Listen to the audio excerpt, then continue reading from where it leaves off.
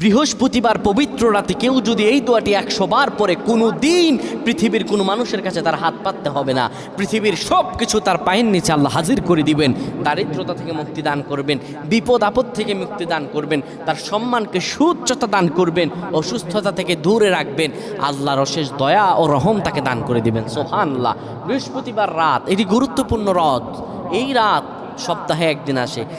আরবিতে রাত আগে আসে, দিন পরে আসে। সুতরাং বৃহস্পতিবারের যে দিন গিয়ে রাত, এটি বৃহস্পতিবার রাত নয়, এটি শুক্রবারের রাত, এটি জুমাবারের রাত, এটি দোয়া কবুলের রাত, আল্লাহর কাছাকাছি হওয়ার রাত। সুবহানাল্লাহ।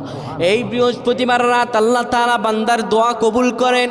কেউ যদি বৃহস্পতিবার রাতে ঈশা নামাজের পরে পবিত্র হয়ে ইয়া হাইয়ু ইয়া হাইয়ু ইয়া হাইয়ু ইয়া রফিয়ু ইয়া রফিয়ু ইয়া রফিয়ু এই দোয়াগুলো পড়তে পারে 100 বার, আল্লাহ রাব্বুল আলামিন